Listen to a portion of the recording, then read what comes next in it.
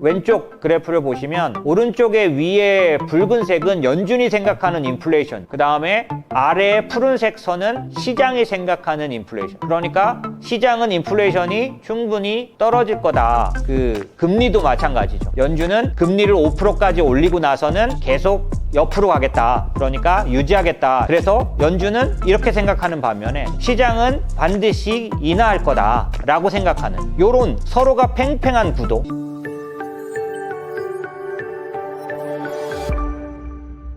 자, 그러면 이런 것들이 올해는 기대 요인이 될 수 있는데, 이미 많이 반영했고 침체를 반영했고 기업 실적을 반영했고, 말씀드린 것처럼 인플레이션이 이제 정상 궤도에 돌아가면 연준이 사실상 인플레이션 때문에 주가가 올라가야 되는 부분들을, 기업 실적이 좋아지는 거를 금리로 완전히 박살났던 것들을 다시 되돌려 놓을 수 있는 일이 있을 수 있다는 기대감과 달리 위험이라는 게 있죠. 근데 그 부분에 간단히 잠깐 말씀드리면, 인플레이션 예측은 사실상 어려운 영역입니다. 그래서 언제나 위험이 뒤따르는 부분이 있죠. 보시는 것처럼 월스트리트 저널 같은 경우는 지금 시장과 연준이 치킨 게임에 빠졌다. 이게 무슨 말이냐면 서로 경쟁 구도죠. 그래서 보시면 왼쪽 그래프를 보시면 오른쪽에 위에 붉은색은 연준이 생각하는 인플레이션, 그 다음에 아래에 푸른색 선은 시장이 생각하는 인플레이션. 그러니까 시장은 인플레이션이 충분히 떨어질 거다. 금리도 마찬가지죠. 연준은 금리를 5%까지 올리고 나서는 계속 옆으로 가겠다. 그러니까 유지하겠다. 그래서 연준은 이렇게 생각하는 반면에 시장은 반드시 인하할 거다 라고 생각하는, 요런 서로가 팽팽한 구도.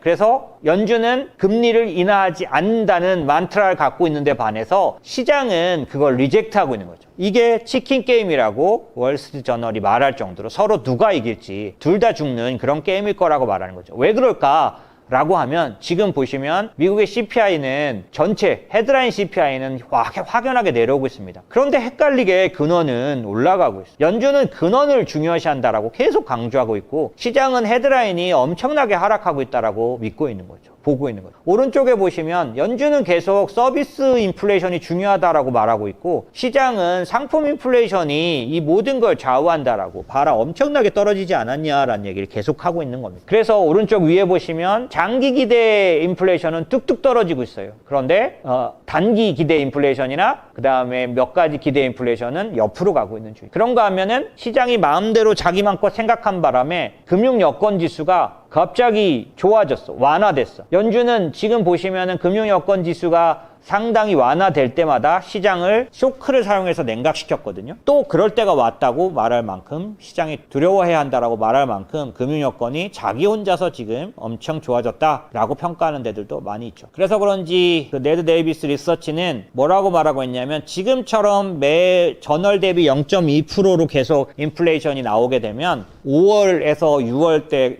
대부분 월가하우스도 6월 얘기를 하는데, 6월이 되면 2%대까지 내려갈 수 있다는 거예요. 이런 시나리오를 군데군데에서 내놓고 있는 거예요. 작년도에는 엄두도 내지 못했던 인플레이션 예측입니다. 하지만 작년 12월부터 불거진 인플레이션 급락설에 대한 그런 부분들에 대한 시장의 예상이, 시장의 희망이 굉장히 커져가 있는 거죠. 하지만 인플레이션은 그렇게 쉽게 예측되는 건 아닙니다. 다만 톱니의 말 맞다나 1970년대 인플레이션은 돌처럼 떨어졌어요. 진짜로 돌덩이처럼 떨어졌는데, 이번에도 그럴 수 있을 거라고도 보여지고, 사실은 서비스 인플레이션은 제가 보기에도 그렇게 쉽게 떨어지진 않을 것 같습니다. 그래서 23년도에 하반기가 됐을 때 인플레이션이 정말 2%대에 들어가서 연준이 완전 이렇게 될 수 있을지는 저도 확신을 갖고 있지는 못합니다. 그렇기 때문에 이 자체가 위험이 될 수 있는 부분은 갖고 있겠죠. 하지만 아까 말씀드린 것처럼 그렇다고 해도 이미 가격에 반영해 놓은 주가나 경제의 그런 부분, 특별히 연준이 인플레이션이 3%대에 안착했을 경우, 2%로 가지 않았지만 3%대에 안착했을 경우, 여러 가지를 살펴봤을 때 더 이상 금리를 올리지 않고 시장의 경기 위축, 침체 쪽으로 몰아가지 않는 게 더 좋겠다고 여겨지면, 아마 연준은 인플레이션 타겟팅 카드를 꺼내놓을 겁니다. 요번에 지난 주간 동안에 이루어졌던 미국 전미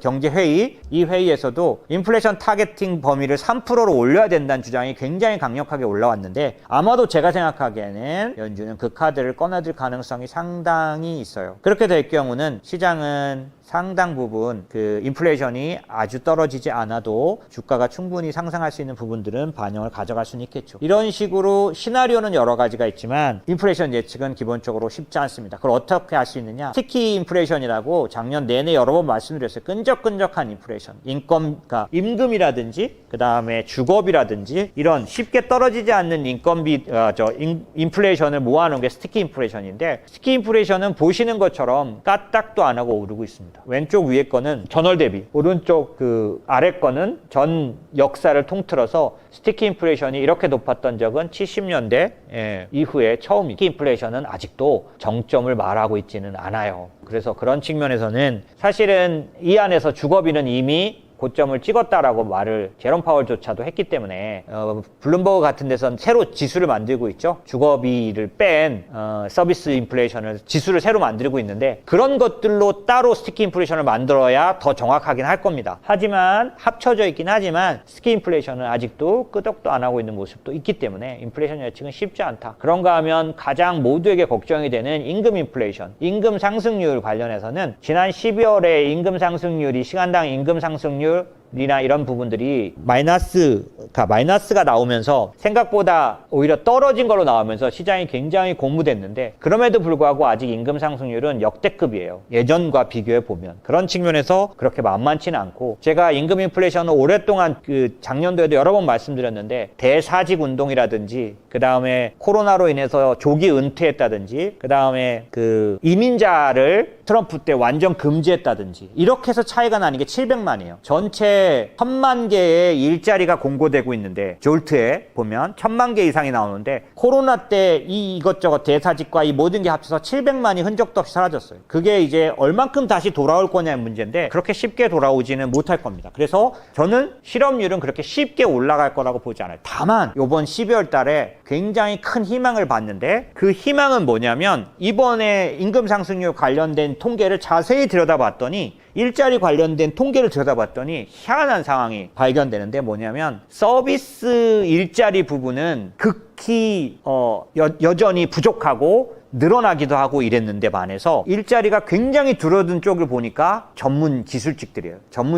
아주 임금이 높은 데들. 그러니까 사실상 줄어든 숫자는, 실업률은 오히려 내려갈 정도로 일자리는 풍부한데 반해서. 그러니까 사표를 내는 사람들은 굉장히 적고, 그 다음에 해고되는 사람의 숫자는 적지만 이 적은 사람들이 다 고연봉자들이에요. 왜? 대부분 발표나는 데들이 어디예요? 막 그러니까 아마존의 기술 인력도 굉장히 많잖아요. 메타 이런 데 마찬가지, 우리가 아는 애플 이런 데 마찬가지, 구글 마찬가지, 굉장히 고연봉의 개발자 이런 데들이 굉장히 많이 구조조정하고 있는데, 이 사람들은 1000명이 그만둬도 급여가 낮은 사람들 5000명, 10,000명 그만둔 만큼 어떻게 돼요? 임금 상승률에 있어서는 떨어뜨리게 되는 효과를 가져오겠죠.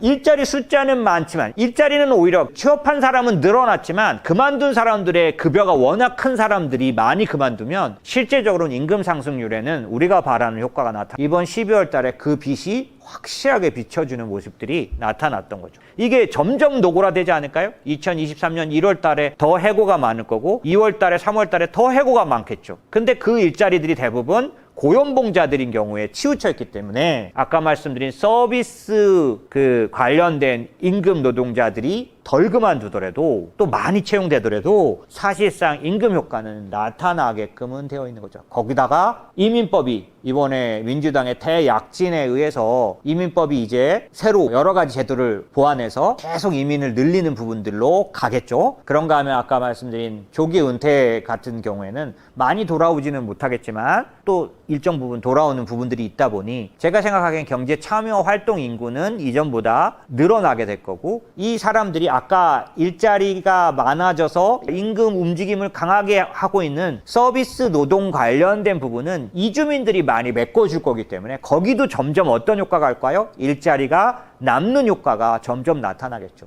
물론 이게 한두 달에 나타날 건 아니겠죠. 하지만 지금 제가 보이는 것처럼 인플레이션에 있어서 꼭 부정적인 의견만 있는 그런 흐름만 있지는 않은 거죠. 그래서 이것들이 다 같이 결합되는 형태가 하반기에 나타난다면 생각보다 상당 부분 연준은 마음 놓고 인플레이션을 허용할 수 있는 상황이 될 수 있다라는 것들이 제 생각입니다.